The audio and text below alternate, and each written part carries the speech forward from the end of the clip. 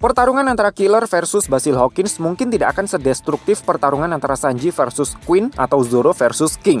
Namun strategi pertarungan licik yang digunakan oleh Basil Hawkins membuat pertarungan ini akan berjalan dengan cukup menarik. Berdasarkan spoiler yang saya dapat, pada manga One Piece chapter 1022, Basil Hawkins mengatakan kepada Killer kalau dia sudah menghubungkan jiwanya dengan jiwa Eustace Kid menggunakan kekuatan buah iblis Wara-Wara no Mi miliknya. Jika Killer melukai tubuh Hawkins, maka luka yang didapat oleh si dukun santet tersebut akan dialihkan ke tubuh Eustace Kid.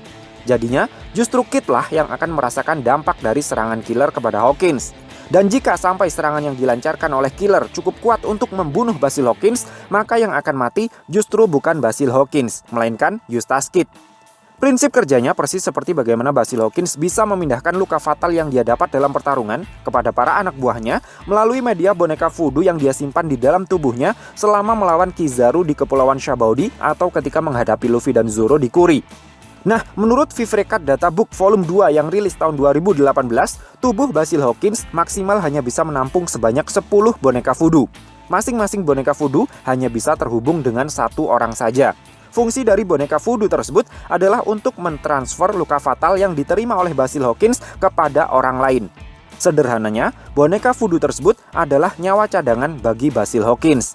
Jika Basil Hawkins mendapatkan serangan fisik yang mengakibatkan luka fatal, maka damage dari serangan tersebut akan ditransfer ke orang lain yang jiwanya sudah terhubung dengan salah satu boneka voodoo di dalam tubuhnya. Setelah proses transfer luka tersebut, boneka voodoo yang bersangkutan akan rusak dan keluar dengan sendirinya dari tubuh Hawkins. Efek yang sebaliknya juga bisa terjadi. Jika orang yang jiwanya sudah diikat ke dalam boneka voodoo mengalami luka fatal, bahkan sampai mati, maka boneka voodoo yang terikat dengan orang tersebut juga akan kehilangan kekuatannya. Lalu, bagaimana caranya Basil Hawkins bisa menciptakan boneka voodoo tersebut? Lagi-lagi menurut informasi yang saya dapat dari Vivrecat Data Book Volume 2, Basil Hawkins memasukkan semacam saripati kehidupan milik seseorang ke dalam boneka voodoo-nya melalui sebuah metode tertentu. Masih belum jelas saripati kehidupan macam apa yang dimasukkan oleh Basil Hawkins ke dalam boneka voodoo-nya itu. Bisa saja itu hanya sehelai rambut, setetes darah, atau mungkin hanya semacam sidik jari dari para calon korbannya saja. Dengan kata lain, di dalam salah satu boneka voodoo yang ada di dalam tubuh Basil Hawkins, terdapat satu boneka voodoo yang berisi saripati kehidupannya Eustace Kid.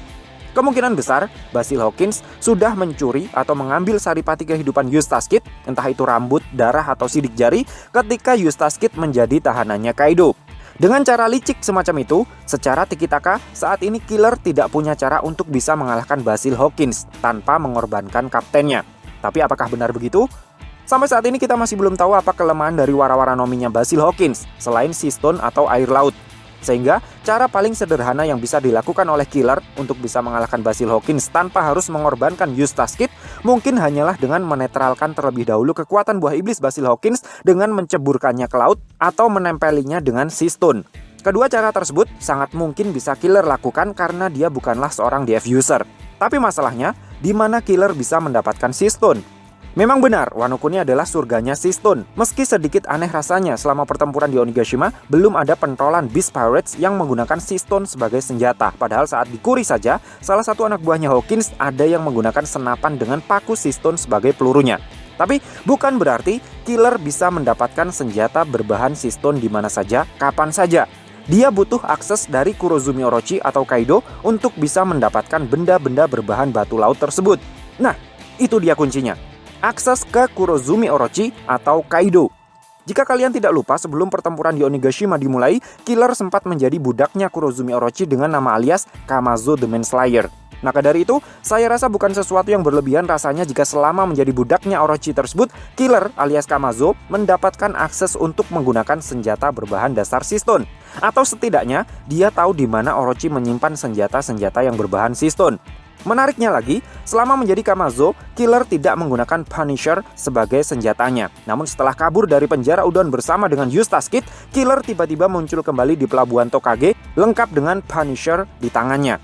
Oleh karena kejanggalan inilah saya jadi berpikir, mungkin setelah kabur dari penjara Udon, Killer dan Kid pergi ke tempat Orochi untuk mengambil Punisher dari gudang senjatanya. Di sanalah kemudian ada peluang bagi Killer untuk memodifikasi ulang Punisher miliknya menggunakan benda berbahan Sea Stone yang terdapat di gudang senjata tersebut.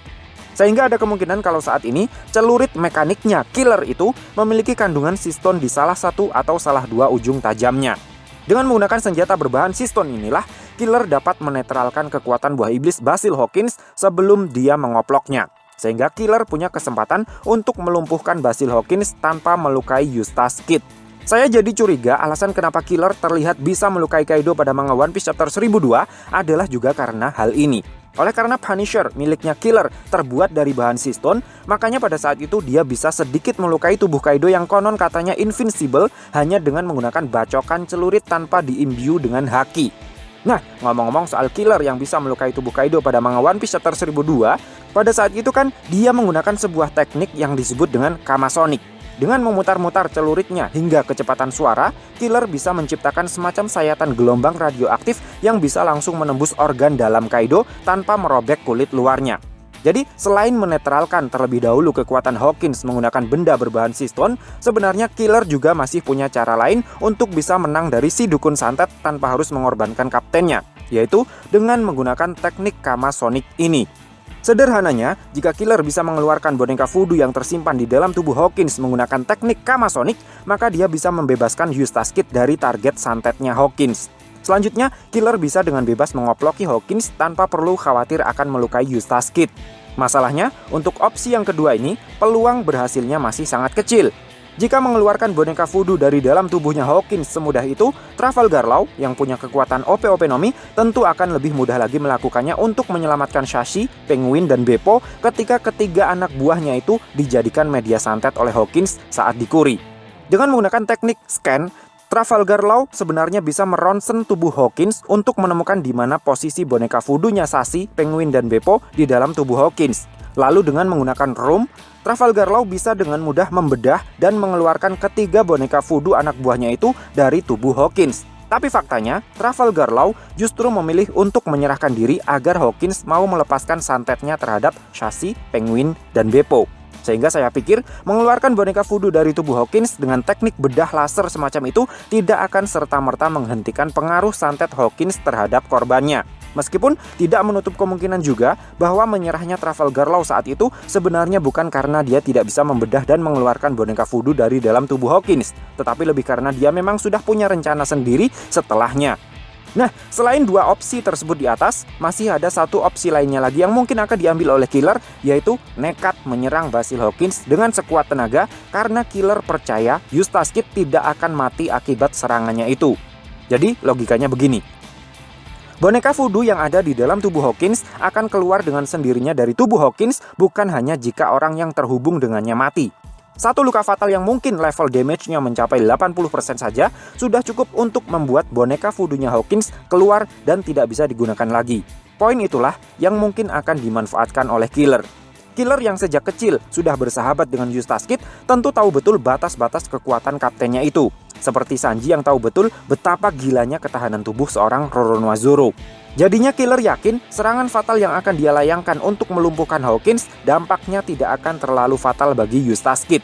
Namun karena level damage dari serangan Killer tersebut mencapai sekitar 80%, maka boneka voodoo di dalam tubuh Hawkins akan keluar dengan sendirinya. Sementara Eustace Kid yang sempat terlempar dan terluka masih bisa bangkit lagi karena serangan dan ketahanan tubuhnya yang segila Roronoa Zoro.